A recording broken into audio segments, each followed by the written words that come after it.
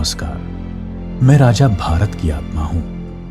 मुझसे ही आपके देश का नाम पड़ा भारत। मैंने इतिहास की बहुत सारी घटनाएं अपने अंतःकरण में समाये रखी हैं।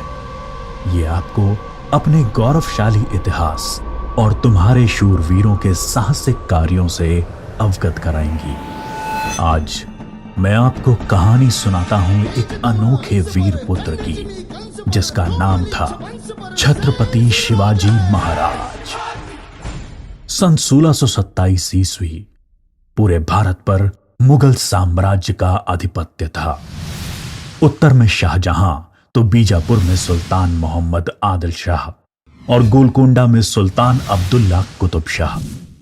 डेक्कन के सुल्तान सेना के लिए हमेशा मुस्लिम अफसरों को ही प्राथमिकता देते थे। बंदरगाहों पर पुर्तगालियों का कब्जा था और थल मार्ग पर मुगलों का अधिकार। इसलिए उत्तरी अफ्रीका और मध्य एशिया से मुसलमान अधिकारियों को ला पाना मुमकिन नहीं था और डेक्कन के सुल्तानों को हिंदू अधिकारी नियुक्त करने पड़ते थे। आदिल शाह की सेना में एक मराठा सेनाध्यक्ष था, शाहजी भोसले। शाहजी सेना में उच्च पद पर आसीन था। सन 1630 में महाराष्ट्र में जुन्नर के समीप शिवनेरी के किले में उनके और जीजाबाई के यहां एक पुत्र का जन्म हुआ। स्थानीय देवी शिवाय के नाम पर पुत्र का नामकरण हुआ, जो आगे चलकर छत्रपति शिवाजी महाराज के नाम से विश्व विख्यात हुए। शिवाजी के पिता काफी समय घर से दूर रहे थे, इसलिए बचपन में उनकी देखरेख माता जीजाबाई और गुरु दादोजी कोंडेव ने की। दादोजी ने उन्हें युद्ध कौशल और नीति शास्त्र सिखाया, तो जीजा माता ने हिंदू धार्मिक कथाएं। जब दादोजी का सन 1647 में निधन हुआ, तब उनका यह मानना था कि शिवाजी अपने पिता की ही तरह आदिल शाह की सेना में उच्च पद पर आसीन होंगे, लेकिन विधि को कुछ और ही मंजूर था। सन 1646 के समय भारत में किसी हिंदू शासक का अपना स्वतंत्र राज्य स्थापित कर पाने के लिए इन तीन परिस्थितियों का पूरा होना जरूरी था। एक, कि वो शक्तिशाली साम्राज्यों के केंद्र से दूर हों, जमीन खेती के लिए अनुपयोगी हो और जंगलों से घिरा हुआ हो, ताकि छापामार युद्ध या गुरिल्ला वॉरफेयर करा जा सके। ये परिस्थितियां 1646 में शिवाजी के लिए अनुकूल बनी, जब उन्होंने स्थानीय किसानों मावली के समर्थन से अपनी सेना का निर्माण किया। शिवाजी को भली भांति याद था कि किसी भी साम्राज्य को स्थापित करने के लिए किलों की क्या महत्व है। इसलिए सिर्फ 15 साल की उम्र में ही उन्होंने आदिल शाही अधिकारियों को रिश्वत देकर तोड़ना, चाकन एवं कोंडना किलों को अपने अधिकार में कर लिया। इसके बाद उन्होंने आबाजी सोमदेव की मदद से थाना, कल्याण और भिवंडी के किलों को मुल्ला अहमद से छीनकर अपने अधिकार में कर लिया। इन घटनाओं से आदिल शाही साम्राज्य में हड़कंप मच गया। शिवाजी को रोकने के लिए उनके पिता को गिरफ्तार कर लिया गया। इसलिए शिवाजी ने अगले 7 बरस तक आदिल शाह पर सीधा आक्रमण नहीं किया। शिवाजी ने यह समय अपनी सेना को बढ़ाने और प्रभावशाली देशमुखों को अपनी ओर करने में लगाया। धीरे धीरे उन्होंने एक विशाल सेना खड़ी कर ली, जिसके घुड़सवार नेताजी पलकर ने संभाल रखी थी और पैदल सेना यशाजी कनक ने। अब तक शिवाजी के पास 40 किले भी आ चुके थे। शिवाजी के बढ़ते प्रभाव को रोकने के लिए सन 1659 में बीजापुर की बड़ी साहिबा ने अफजल खान को 10,000 सिपाहियों के साथ शिवाजी पर आक्रमण करने का हुक्म दिया। अफजल खान अपनी क्रूरता और ताकत के लिए जाना जाता था। उसने शिवाजी को खुले युद्ध करने के लिए उकसाने के लक्ष्य से बहुत सारे मंदिरों को तोड़ डाला और कई बेगुनाह नागरिकों का कत्ल कर डाला। लेकिन शिवाजी ने चतुराई और रण कौशल का परिचय देते हुए छापामार पद्धति से युद्ध चालू रखा। इस समय वो प्रतापगढ़ किले में रहे, जो कि चारों तरफ से घने जंगलों से घिरा हुआ था। अंत में अफजल खान ने शिवाजी को धोखे से मारने की साजिश रची। उसने शिवाजी को मिलने का न्योता भेजा। जब वो मिले, अफजल खान ने अपनी मजबूत पकड़ में शिवाजी को दबाकर मार डालने का प्रयास किया।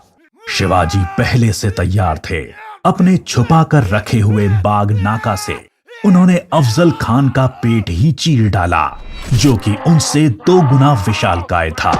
इसके बाद प्रतापगढ़ की लड़ाई में शिवाजी ने अफजल खान की सेना को करारी मात दी। शक्तिशाली अफजल खान की हार से बीजापुर का सुल्तान स्तब्ध रह गया। अब की बार रुस्तम जमान को भेजा गया। 28 दिसंबर 1659 को शिवाजी ने रुस्तम जमान की सेना पर सामने से हमला बोल दिया। साथ ही उनकी सेना की 2 और टुकड़ियों ने दोनों दिशाओं से रुस्तम की फौज पर आक्रमण कर दिया। रुस्तम जमान शर्मिंदाजनक स्थिति में लड़ाई के मैदान से अपनी जान बचाकर भाग गया। सन 1660 में आदिल शाह ने अपने सेनापति सिद्दी जौहर को शिवाजी पर हमला करने के लिए भेजा। शिवाजी पन्हाला किले में थे और सिद्दी जौहर की सेना ने किले को चारों ओर से घेर लिया। शिवाजी ने सिद्दी जौहर को मिलने का न्योता दिया और जब वो मिले, आदिल शाह को संदेश भिजवा दिया कि सिद्दी जौहर उनसे गद्दारी कर रहा है। इससे आदिल शाह और सिद्दी जौहर के बीच लड़ाई छिड़ गई, जिसका फायदा उठाकर शिवाजी एक रात अपने 5000 सिपाहियों के साथ पन्हाला किले से बाहर निकल आए। बाजी प्रभु देशपांडे ने न सिर्फ सिपाहियों के साथ दुश्मन सेना को उलझाए रखा, जिसकी वजह से शिवाजी सकुशल विशालगढ़ पहुंच गए। इस लड़ाई में बाजी प्रभु देशपांडे को अपने प्राणों से हाथ धोना पड़ा। उनको महाराष्ट्र के इतिहास में एक महान योद्धा माना जाता है।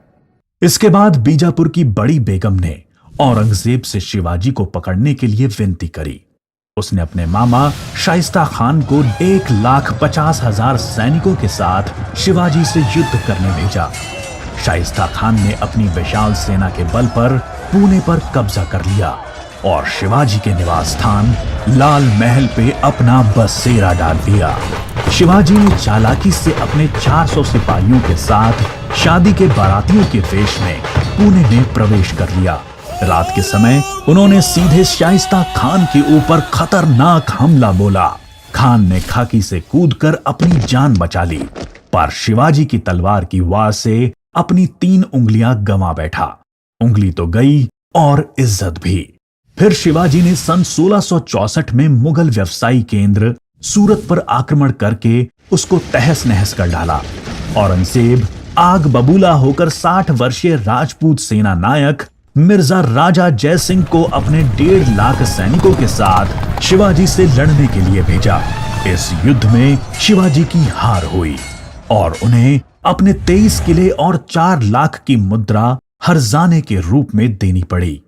उन्हें अपने 9 वर्ष के पुत्र संभाजी के साथ आगरा जाना पड़ा। शिवाजी को नियंत्रित रखने के लिए पहले यह तय हुआ कि उन्हें मुगल दरबार में कोई पद दिया जाए, लेकिन औरंगजेब ने उसको बदलकर शिवाजी को घर में कैद करने का आदेश दे दिया। औरंगजेब नहीं जानता था कि यह गलती बहुत महंगी पड़ेगी। शिवाजी ने बीमारी का बहाना बनाया और अपने स्वास्थ्य को ठीक करने के आशीर्वाद के लिए साधु संतों और फकीरों को रोजाना मिठाई और उपहार भेजने की इच्छा जताई। एक दिन वो खुद श्रमिक के भेष में सामान के डब्बे में संभाजी को छुपाकर बाहर निकल आए। वो मथुरा, काशी, गया, पुरी के बाद गोलकोंडा और बीजापुर होते हुए रायगढ़ पहुंच गए। 1670 तक शिवाजी ने कई लड़ाइयां लड़ते हुए 4 महीनों के भीतर अपने राज्य का बड़ा हिस्सा मुगलों से स्वतंत्र करा लिया। सन 1671 से 1674 तक औरंगजेब ने भरसक प्रयास किया शिवाजी को अपने अधीन करने का, लेकिन वो बुरी तरह से असफल हुआ। उसने अपने उत्तम योद्धाओं जैसे दाऊद खान और मोहब्बत खान को शिवाजी से लड़ने भेजा, लेकिन सबको मुंह की खानी पड़ी। इसके साथ ही सन 1672 में अली आदिल शाह की मृत्यु हो गई और बीजापुर सल्तनत की स्थिति में चला गया। आखिर वो दिन आया जब गगा भट्ट ने 6 जून 1664 को पूरे उत्सवनुमा वातावरण में हिंदू परंपराओं के साथ शिवाजी का राज्याभिषेक किया। वो मराठा के राजा बने और कई सदियों के अंतराल के बाद हिंदू रीतियों, तिलक, जनेऊ और वेदों के उच्चारण के बीच किसी राजा का राज्याभिषेक संपन्न हुआ। शिवाजी की महानता सिर्फ उनकी बहादुरी और युद्ध कौशल में ही नहीं थी, वो एक योग्य प्रशासक भी थे। उन्होंने धर्म के आधार पर कभी किसी के साथ पक्षपात नहीं किया। उनके कई अधिकारी, यहां तक कि उनके व्यक्तिगत अंगरक्षकों में कुछ मुसलमान भी थे। उन्होंने कभी किसी भी नारी का निरादर नहीं किया, यहां तक कि युद्ध में हारे हुए दुश्मनों की स्त्रियों को भी सम्मान सहित वापस भेज देते थे। गुरिल्ला युद्ध, किलों का उपयोग और नवसेना का निर्माण भारत में पहली बार शिवाजी ने ही करा।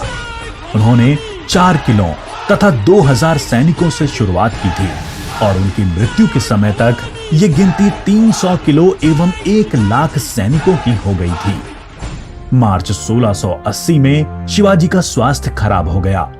तेज बुखार और पेचिस के चलते 5 अप्रैल 1680 को 52 साल की छोटी सी उम्र में इनका स्वर्गवास हो गया।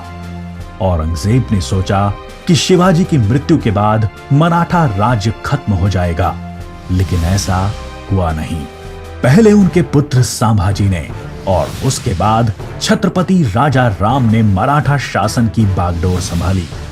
औरंगजेब को करीब 25 सालों तक मराठाओं के साथ युद्ध लड़ना पड़ा, जिसकी वजह से वो अपनी मृत्यु के समय तक पूरी तरह से बर्बाद हो चुका था। शिवाजी ने जो मराठा राज्य की नींव रखी, वो आगे चलकर कर्नाटक से लेकर अटॉक पाकिस्तान तक फैल गई। शिवाजी जैसे मनुष्य कभी मरते नहीं, लेकिन लोगों के हृदय में अपने महान कार्यों, साहस और बलिदानों की वजह से हमेशा अमर रहते हैं।